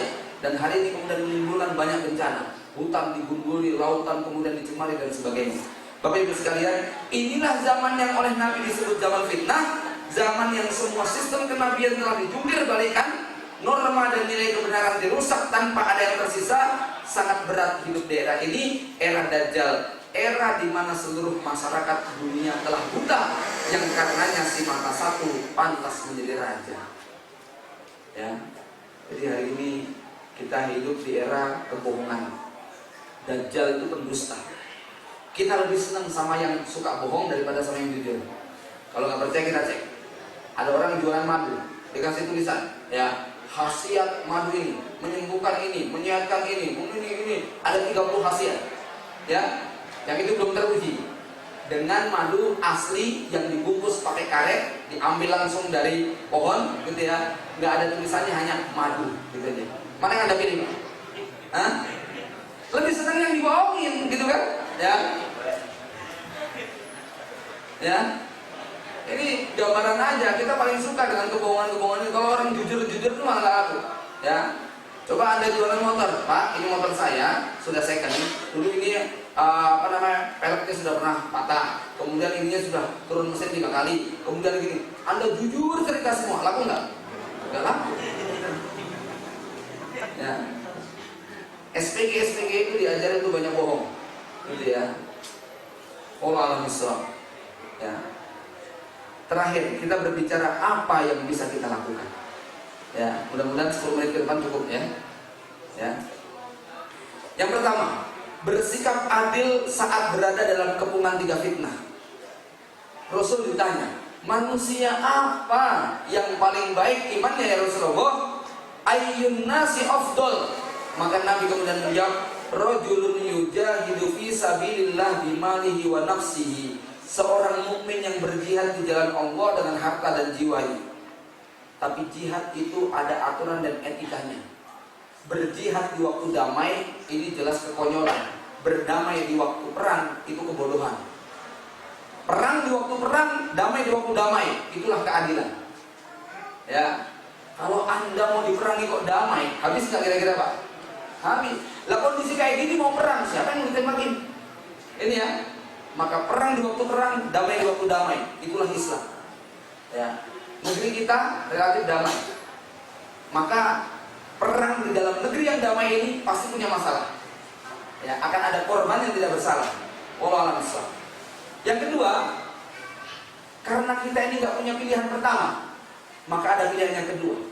Mukminun fi syibin minasyab. Pilihan pertama ini mungkin cocok di Irak, di Suriah, di negeri-negeri konflik yang mau tidak mau memang kaum muslimin harus bertahan. Tetapi kita hidup dalam kondisi seperti ini, mudah-mudahan ada pilihan yang kedua supaya kita menjadi manusia afdal. Apa itu? Mukminun fi syibin minasyab ya'budullah wa yad'un nasa min syarrihi. Seorang mukmin yang tinggal di sebuah daerah, di sebuah lembah, di sebuah wilayah. Di situ dia meninggalkan manusia kebanyakan dan hanya beribadah kepada Allah. Uzlah, ya. Tapi uzlah yang terbaik bukan uzlah tinggal di hutan, bukan menepi di lereng gunung, bukan masuk ke goa-goa. Uzlah yang terbaik adalah uzlah yang tetap bisa mengerjakan sholat berjamaah. Uzlah yang tetap bisa mengerjakan amar ma'ruf nahi munkar. Uzlah yang tetap bisa melanjutkan dakwah dan pendidikan. Uzlah yang tetap membuat kita bisa ziarah silaturahim. Uzlah yang membuat kita tetap bisa bertahan. Maka hari ini konteks yang kedua, saya melihat gambaran yang paling ideal adalah adanya Islamic Village, pesantren-pesantren yang di situ kumpul orang Islam semua, luar biasa. Sentul yang didirikan oleh Ustaz Arif Ilham, dia mampu untuk membuat aturan seluruh warga Sentul wajib sholat jamaah. Wah, enak itu Pak. Ya, nggak boleh ada judi dan keras di sini. Nah, kalau kita bisa kayak begitu, masya Allah itu. Ini harus kita kembangkan. Kenapa? Kalau kita tinggal di masyarakat yang rusak, ya, depannya pemabok, sebelah kanan penjudi, sebelah kiri bencong, sebelah belakang pelacur. Masya Allah, anak kita bisa rusak hancur-hancuran. Ini ya. Jadi kalau kita tinggal di rumah semacam itu, berarti hari ini, mari. Nah kalau kita sudah terlanjur kayak gini bagaimana? Ajak masyarakat untuk mau dengan dakwah kita. Karena di era sekarang, di era Dajjal seperti ini, definisi perang tidak lagi dimenangkan oleh senjata dan kekuatan, tetapi perang hari ini sudah bergeser masuk kepada ranah yang kita sebut the battle of narrative, perang narasi. Jadi gini gambarannya Pak. Kalau kampung sebelah itu kampung kafir, ya, kampung kafir, kampung Kristen, kampung Dajjal, kira-kira gitu. Ini kampung Islam yang disebut menang perang. Apakah dengan kita menguasai daerahnya, menangkap wanita dan anak-anaknya, membunuh laki-lakinya, merampas semua hartanya, atau kita membuat mereka mau melakukan yang kita lakukan, meyakini yang kita yakini, dan mendukung apa yang kita lakukan? Nomor satu atau nomor dua Pak? Nomor dua. Jadi kemenangan itu adalah bukan dengan menghabisi mereka, tapi kemenangan adalah membuat mereka mau meyakini apa yang kita yakini, melakukan apa yang kita lakukan. Itulah kemenangan. Dan ini pekerjaan dakwah. Ya, Bapak Ibu sekalian, ini pekerjaan berat kita, mengajak manusia untuk mau seperti yang kita maui, memahami yang kita pahami, melakukan yang kita lakukan. Maka poin yang kedua ini akan terbentuk insya Allah. Kemudian, ya, yang kedua, hadis Nabi Rasulullah SAW mengingatkan tentang bagaimana kita bersikap di akhir zaman. La taqumu sa'ah hatta yuqaminal amin wa yu'tamanul kha'in. Kiamat tidak akan terjadi sampai pendusta dipercaya, orang yang dipercaya malah didustakan. Ya, yadharul fuhsyu wa tafahusu, perbuatan keji, perilaku jahat dilakukan. Qati'atul arham wa su'ul jiwar, hubungan bertetangga rusak, silaturahmi diputuskan. Lalu Nabi memberikan dua solusi. Yang pertama, walladzi nafsu Muhammad biyadihi, demi Allah, seorang mukmin itu seperti emas. Ya, ditempa seperti apapun tidak berubah dan tidak berkurang. Emas menempel pada telinga menjadi anting, menempel pada tangan menjadi gelang, menempel pada jari menjadi cincin, menempel pada leher menjadi kalung. Emas menempel pada jam, jamnya akan menjadi mahal. Bahkan kalau emas itu dibuang ke comberan, tetap akan diperebutkan. Seorang mukmin adalah seorang yang berpribadi emas. Dia tetap memiliki nilai tambah, dia selalu memberikan nilai yang membuat berharga dalam kondisi yang paling terpuruk sekalipun tetap dibutuhkan masyarakat. Sakit dan sehat, kaya dan miskin, tidak berubah iman. Inilah emas. Yang kedua kata Rasul, walladzi nafsu Muhammad biyadihi, inna masal mu'min laka masalin nahlah. Demi Allah, seorang mukmin itu seperti lebah. Bagaimana itu lebah? Akalat thayyiban, yang dimakan itu adalah yang halal dan baik. Wa wadu'at thayyiban, yang dikeluarkan juga yang baik-baik. Wa waqa'at wa lam tufsid wa lam tuksir, singgah dimanapun, tidak pernah merusak, tidak pernah mematah. Ini lebah. Seorang mukmin seperti lebah yang dimakan halal dan thayyibah. Kenapa? Bapak Ibu sekalian, di akhir zaman Rasul menggambarkan bahwa manusia akan sulit mencari maisha kecuali harus nyerempet maksiat. Di akhir zaman la yubayin nasli maktasabah. Orang tidak peduli dari mana sumber penghasilannya. Amin halalin atau min haramin, apakah dari yang halal atau dari yang haram. Pameo mereka mengatakan yang haram saja susah, apalagi yang halal. Ya, kita terkepung dengan riba, kita terkepung dengan transaksi haram, kita nggak bisa keluar dari sistem itu semuanya. Ya, karenanya penting sekali, terutama bagi orang tua yang punya tanggung jawab besar untuk mencari nafkah yang halal buat keluarga. Yang kedua, setelah kita mengkonsumsi yang halal, kita akan mengeluarkan juga yang baik-baik. Pikiran kita, kalimat kita, kemudian perbuatan kita yang kita keluarkan dari tubuh kita berangkat dari rezeki yang halal, maka yang keluar juga akan baik-baik. Kalau makanannya korupsi, maka bikin aturannya rusak. Miras dilegalkan, prostitusi dilegalisasi, ya, pelacurnya disertifikasi, gitu kan? Ini makanannya korupsi, akibatnya pikirannya kayak begitu. Gitu ya. Ini bukan negeri syariat sehingga setiap orang bebas buka aurat. Kan begitu kalau Ahok bilang, ya. Jadi kalau sudah makanannya itu rusak, ya wajar. Pikirannya juga pikiran yang rusak. Wa waqa'at wa lam tufsid wa lam tuksir, singgah dimanapun tidak pernah merusak, tidak pernah mematah. Inilah seorang mukmin. Pribadinya dia seperti lebah, tidak menjadi biang kerok, dia selalu memberikan nilai tambah kepada masyarakat. Satu lagi sifat lebah, dia tidak pernah mengganggu orang. Tapi sekali diganggu, dia rela mempertahankan walau harus dengan kematian. Inilah seorang mukmin, pantang untuk merusak, tapi sekali kemudian kehormatannya dirusak, dia rela mempertahankannya sampai mati. Wallahu a'lam bishawab. Bapak Ibu warahmatullah, demikian yang dapat saya kabarkan, mudah-mudahan bermanfaat. Lebih kurangnya saya mohon maaf, waktu saya kembalikan kepada moderator. Assalamualaikum warahmatullahi wabarakatuh.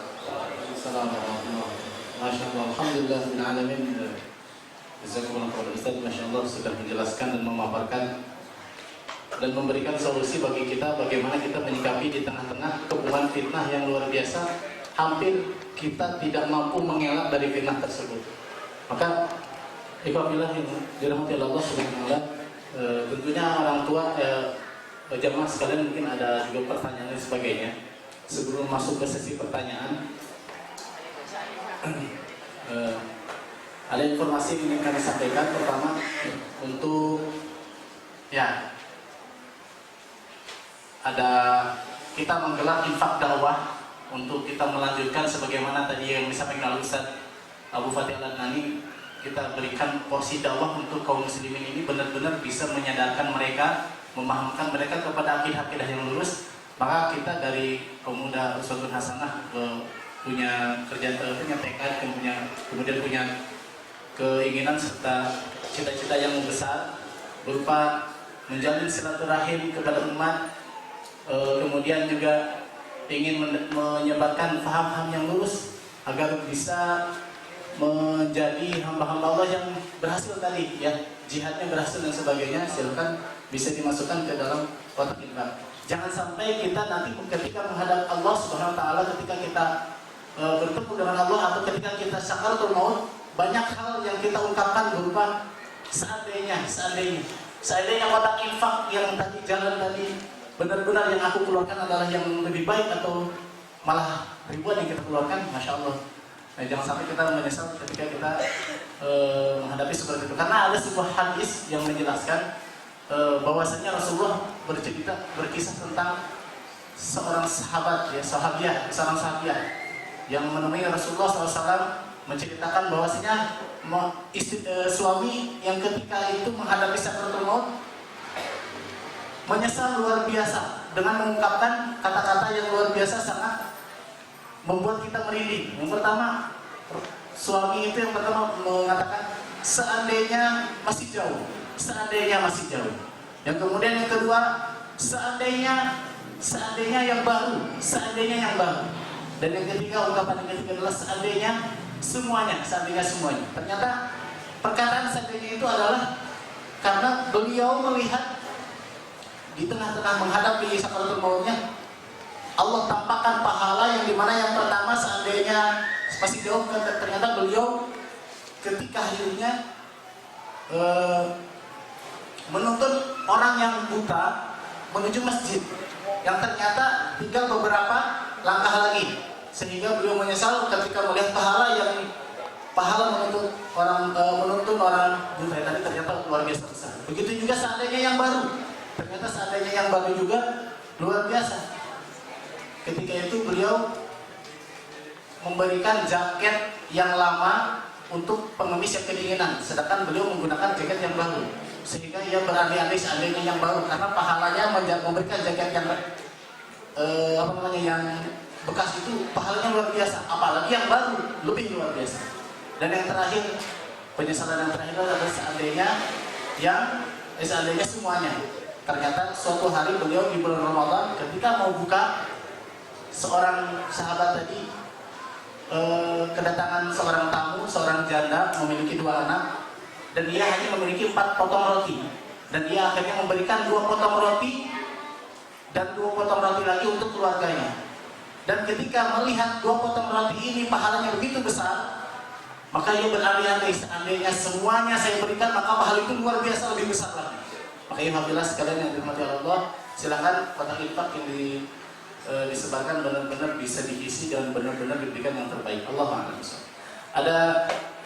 Saya bacakan, kami ucapkan pula dari panitia mengucapkan terima kasih kepada para sponsor. Yang pertama dari Nanana for Me 12, kemudian Rumah Isa Milhan, Nafisa for Muslimah, Gisha Grosir, Kang Dahalun, NZ Cake and Pudding, Salafa, Mitra Suci Denisa, Amidis, Serbu Plus, kemudian Sugema Collection, Orients, Raisa Baby Shop, Bakso Ebon, Kagita, Ataya Collection, YD dan lain sebagainya ya. Subhanallah, alhamdulillah termasuk ada yang menyumbangkan berupa snacknya untuk diberikan yang sudah salah satunya yang ada di hadapan Bapak Ibu sekalian. Selanjutnya kami juga sampaikan dari majalah Tauji. Mari bergabung di kafilah keluarga Darus Syahadah KKDS, cukup dengan infak minimal Rp15.000 per bulan. Nah, itu ada majalah Tauji yang Bapak Ibu sekalian pegang, mudah-mudahan bisa bermanfaat. Ini ada tawaran, barangkali di antara Ibu dan Bapak ada yang ingin berlangganan, bisa mengisi form yang sudah dibagikan dan menyerahkan ke bagian registrasi untuk akhwat. Kemudian stand langsung di Ikhwan, ada di belakang sana. Infak terkait di sini bisa disalurkan cash atau transfer ke nomor rekening yang tertera di majalah Tauji atas nama Mulyani. Ikhwafillah yang Allah yang dirahmati Allah Subhanahu wa taala. Mungkin ada yang mau bertanya. Oke. 1 2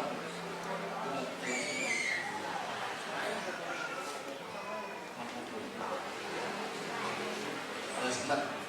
Itu yang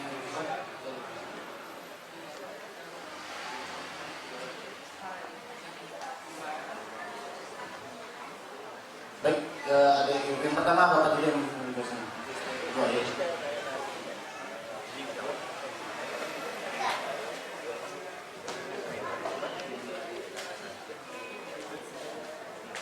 mohon singkat karena waktunya sudah menunjukkan jam 17:30. Insya Allah ada waktu. Bismillahirrahmanirrahim. Assalamualaikum warahmatullahi wabarakatuh. Yang ingin saya tanyakan adalah menurut Ustadz, dari hadis-hadis yang pernah kita baca tentang siapakah sebenarnya Dajjal tersebut, apakah berupa sosok fisik yang digambarkan oleh Rasulullah SAW, ataukah yang berupa sistem yang telah Ustadz jelaskan secara detail yang sudah kita dengar tadi. Mohon penjelasannya, apakah yang A tadi atau yang B yang Ustadz pahami dari hadis Rasulullah SAW. Terima kasih. Terima kasih. Ini juga ada pertanyaan yang sama. Apakah Dajjal itu makhluk atau sistem? Apakah Dajjal akan turun ke bumi? Insya Allah besok akan kita paparkan secara detail. Tapi saya jawab secara singkat. Dajjal itu makhluk, keturunan Adam, anak dari Nabi Nuh, dari jalur Yafis. Nabi Nuh punya anak 3, Sam, Ham, Yafis. Salah satunya Yafis 4 ya, dengan Kanaan yang meninggal dunia karena banjir. Nah, dari Yafis inilah melahirkan aneka macam keturunan bangsa perusak. Ada bangsa Mongol Tartar, Rusia, Cina, ya. Ada bangsa Ya'juj wa Ma'juj, ya. Ada bangsa Dajjal. Jadi Dajjal ini keturunannya Yafis, ya. Adapun fitnah Dajjal itu sistem, maka Nabi menyebut dengan 2 kata, ada Dajjal dan ada fitnah Dajjal. Nah, kita berlindung dari apa? Kita berlindung dari fitnah Dajjal. Kenapa? Setiap kita belum tentu ketemu Dajjal, tapi setiap kita pasti ketemu dengan fitnah Dajjal. Makanya setiap sholat kita berlindung. Ya, Allahumma inna a'udzubika min syarri fitnatil mahya wal mamat, a'udzubika min syarri fitnatil masiihid Dajjal. Kenapa? Setiap kita pasti ketemu dengan fitnah Dajjal, yaitu fitnah yang berulang pada 3 hal: materialisme, ateisme, zionisme. Ini ya. Mudah-mudahan bisa jelas ya. Jadi Dajjal itu manusia. Adapun fitnah Dajjal adalah sistem yang ditebarkan yang hari ini menguasai seluruh dunia, itu adalah sistem Dajjal. Kemudian yang kedua, dari sisi ekonomi kita sudah jelas hidup di zaman sekuleris, kapitalis. Contohnya riba yang pasti akan ada dalam bisnis. Bagaimana cara menghindari riba tersebut? Sedangkan dalam bisnis yang dicari ada profit. Karena tadi disebutkan harus mencari nafkah yang halal. Tindakan apa yang harus kita lakukan? Waktu jamaah rahimakumullah, berarti kita harus belajar detail lagi tentang fikih muamalah. Ya, jihad ekonomi bagi saya hari ini sangat penting sekali. Jihad ekonomi itu maksud saya adalah bagaimana kita membersihkan harta kita dari sistem yang haram. Kalau tadi ditanyakan di sini tidak jelas apakah yang dimaksud dengan bisnis yang mencari profit. Bisa kok kita mencari bisnis dengan profit tanpa terjebak riba. Tapi oke lah, saya beri gambaran. Barangkali yang paling mendasar itu apa sih bedanya antara sistem syariat dengan sistem riba dalam masalah kredit terutama. Bank yang terjadi itu memberikan pinjaman kepada kita 10 juta, lalu kita belikan barang dagangan atau belikan motor, lalu kita mencicil selama 2 tahun jadi 12 juta. Ya. Sedangkan sistem syariat tidak demikian. Anda datang ke bank syariat, lalu oleh pihak bank ditanya, mau apa mas? Saya mau beli motor pak. Mereknya apa? Tahun berapa? Yang baru. Oh yang ini harga cashnya 20 juta. Ya, saya mau nyicil. Berapa lama? 2 tahun. Kalau nyicil 2 tahun harganya 24 juta. Ya, sama atau beda pak? Sama atau beda pak? Ada samanya, ada bedanya. Di mana letak samanya? Ini yang banyak berlaku pada bank-bank syariah abal-abal, BMT abal-abal. Ya. Kalau yang BMT beneran, ya, ini maaf bukan apa-apa, tapi saya mendirikan BMT sudah sekitar 8 tahun. Ini yang mencoba kita praktekkan supaya betul-betul syariah. Kalau orang datang ke tempat kita butuh motor, mencari motor, ya motor baru, oke, harganya 20 juta yang cash, Vario. Kalau kredit mau berapa lama? 2 tahun, 2 tahun jadi 24 juta. Ya. Motor kita belikan, sudah kita bayar lunas. Si pembeli nggak boleh jalan-jalan ke dealer, nggak boleh tawar-menawar, nggak boleh ngomong-ngomong dulu. Ya, kenapa? Dia bukan mau beli ke dealer, dia mau beli sama BMT. Ya, maka kita datang ke dealer, kita sudah punya kontrak dengan dealer, kemudian kita bayar, kita beli, udah jadi milik, pembelinya datang. Pak, ini motor sudah kami sediakan. Gimana? Ya, oke, beli dengan harga 2 tahun 24 juta, dicicil tiap bulan. Sejuta. Kalau meleset nggak ada perubahan, tetap 24 juta. Mundur sampai 3 tahun nggak ada perubahan, tetap 24 juta. Ya, kenapa? Harga sudah disepakati. Ini yang namanya akad syariah. Ya. Atau sebaliknya, motor sudah kita belikan, sudah kita bayar, yang beli datang. Maaf Pak Ustaz, nggak jadi beli. Kenapa? Saya baru aja dapat hadiah motor dari mertua saya, gitu ya. Udahlah, nggak baru nggak apa-apa. Marah nggak Pak saya Pak? Oh gitu, ya sudah nggak apa-apa. Rugi nggak saya? Rugi, udah dibeliin nggak jadi dibayar, gitu kan? Yang namanya jualan masa untung terus, itu loh. BMT yang lain mau nggak kayak gitu? Bank mau nggak kayak gitu Pak? Nggak mau, harus untung.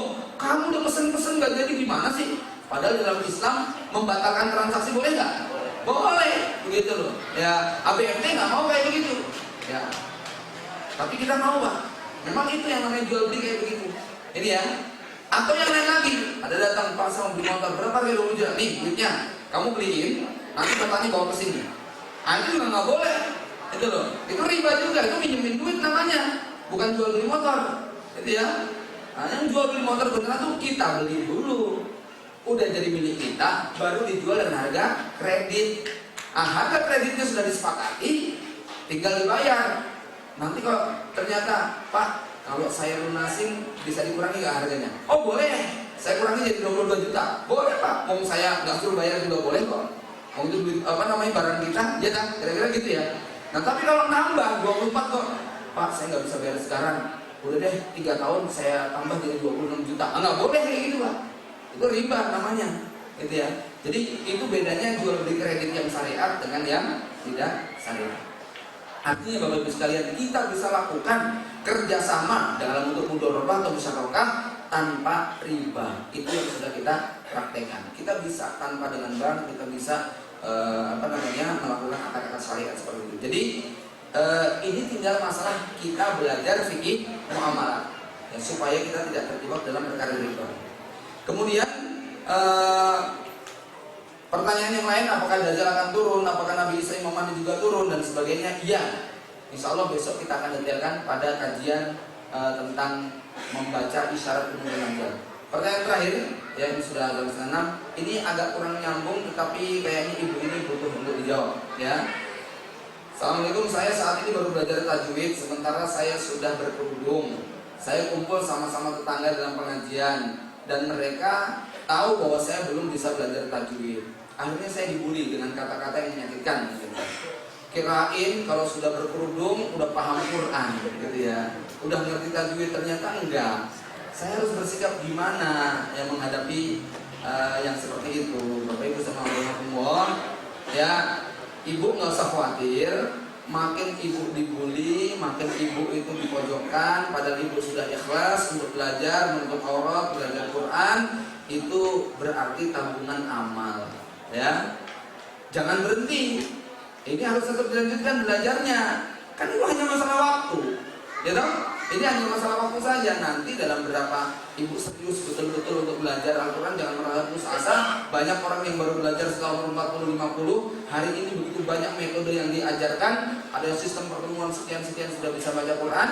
Nah, di situ kita berusaha mencari kenapa? Ya, harga mati Pak.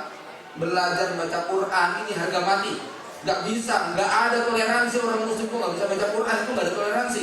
Ya, apalagi orang pinter kalau sampai gak bisa baca Quran, itu jelas bukan orang pinter. Ya, kalau ada orang menguasai bahasa aneka macam bahasa dunia, ya Cina, Jepang, Belanda, Korea dikuasai satu bahasa Arab gak paham, ini bukan orang pinter Pak. Ya, bicara sama manusia bisa, bicara sama Allah dilakukan. Ini bukan manusia normal kalau kayak begini, ya. Ya, aneh kan? Bicara sama manusia bisa, bicara sama yang menciptakan tidak bisa. Ya, maka setiap kita wajib, yang namanya baca Al-Quran ini adalah wajib hukumnya.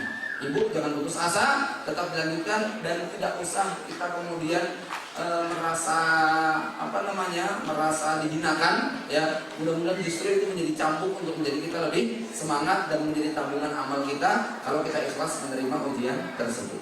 Ya, cukup benar. Satu lagi.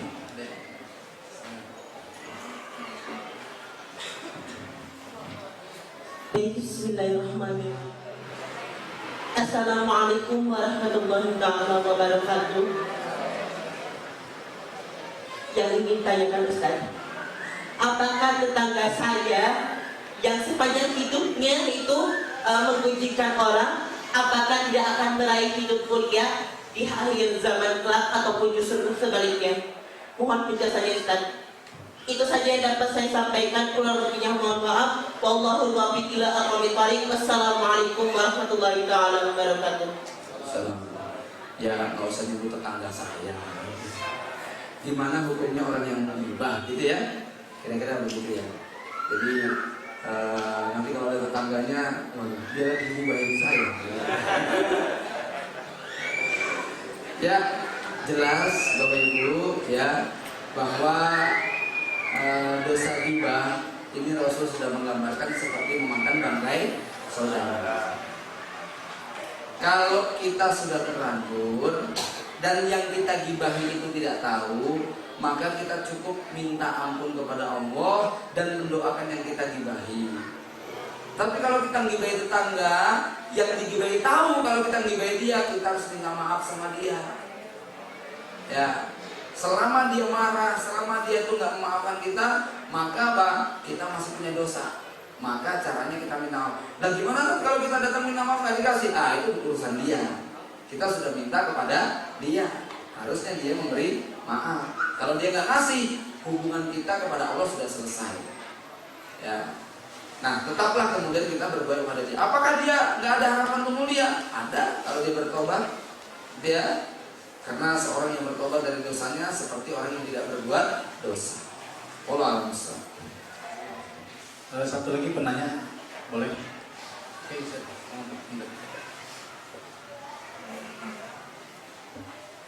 Bismillah. Assalamualaikum warahmatullahi wabarakatuh. Ustaz, bagaimana kabarnya? Alhamdulillah. Alhamdulillah. 3 tahun yang lalu, Ana bertemu Ustaz di Jakarta waktu itu di Masjid Budaya, dan alhamdulillah sekarang kita bisa berjumpa lagi Ustaz.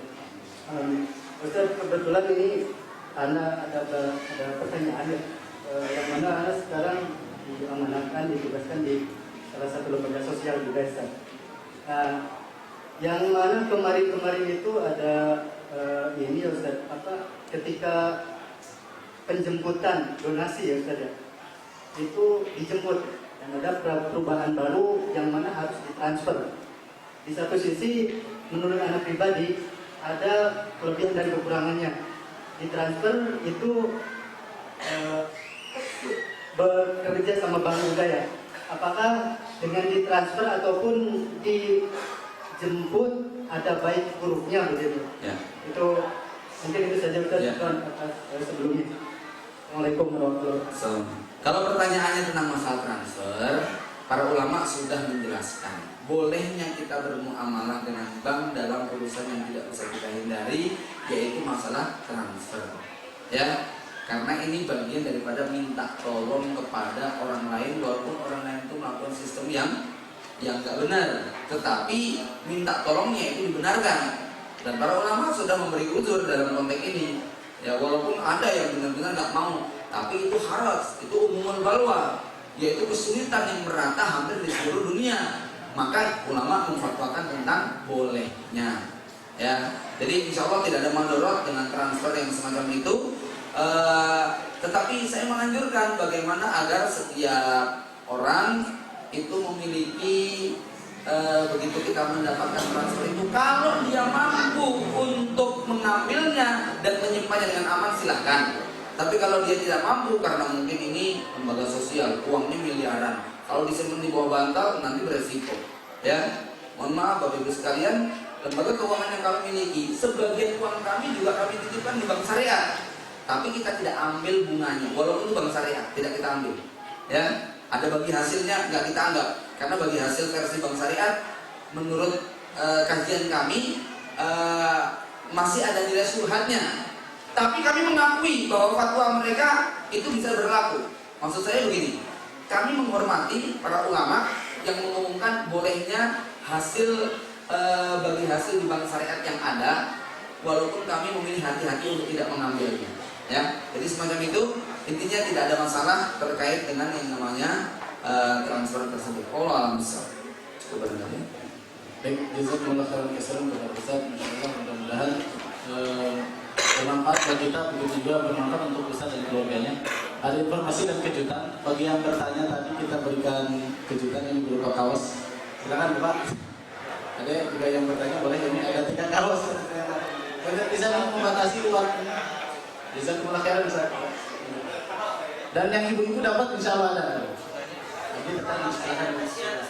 Mudah-mudahan menjadi manfaat bagi saya pribadi, untuk Ustaz dan jamaah. Kami jazakumullah, mohon maaf tidak bermaksud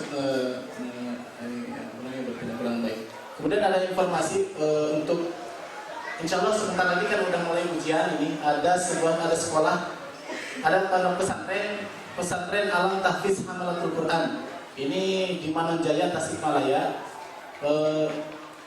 Khusus putra bagi yang orang tua murid ataupun orang tua siswa yang bingung menyekolahkan anaknya, kemudian yang memang berbasis tahfizul Quran, bisa bergabung di pesantren Alam Tahfiz Hamalatul Quran. Beralamat di Kudang Pesantren Cikadu, RT 07 RW 02 Desa Cilangkap, Kecamatan Manonjaya, Kabupaten Tasikmalaya. Di sana ada standnya, bisa untuk informasi bisa menghubungi panitia di sana. Kemudian juga membuka piagam tanah wakaf bagi yang berkenan untuk mewakafkan. Di sini ada piagam tanah wakaf 200.000, ya bisa nanti ada 200.000 dan sebagainya. Silakan bisa atau 1 juta pun silakan. Jadi yang mendapatkan piagam wakaf bisa jadi 10 atau 5 mungkin. Kemudian kami tak kalah informasikan untuk besok tabligh akbar untuk kelanjutan materi yang tadi disampaikan oleh Al-Ustaz di Masjid Al-Irsyad Satya Kota Baru Parahyangan. Mudah-mudahan jamaah sekalian yang hadir di sini bisa melanjutkan materi berikutnya, yaitu judulnya Fitnah dan Petaka Akhir Zaman. Kita berharap jangan sampai sepotong-sepotong kita mendapatkan materi. Mumpung beliau ada hadir di sini, kalau kita agendakan kemarin rencananya Februari, ternyata penuh. Makanya kita minta bulan Maret ini. Alhamdulillah beliau bisa hadir di sini di tengah-tengah kita. Jangan sampai kita sia-siakan keberadaan beliau di sini. Maka kami undang Bapak serta keluarga sekalian untuk hadir di Masjid Al-Irsyad pukul 8.00 sampai jam 12 siang, insya Allah.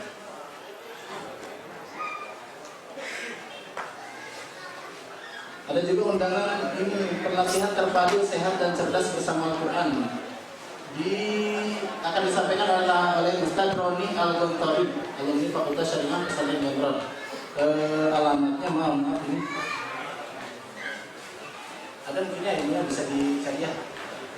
Baik, berhubung waktu sudah menunjukkan pukul 5:45 47 menit. kami sebagai moderator, sebagai pembimbing acara ini, mohon maaf atas segala kekurangan dan kelebihannya, termasuk perwakilan dari panitia jika penyediaan tempat kurang baik, dan yang jelas kami mengaturkan jasa penolakan kepada ibu sekalian. Selanjutnya kita tutup dengan doa berdoa-doa. Subhanakallahumma wa bihamdika asyhadu an la ilaha illa anta astaghfiruka wa atubu ilaik. Dan di sana ada bazar, silakan bisa dilihat-lihat, ada buku yang lain sebagainya. Assalamualaikum warahmatullahi wabarakatuh.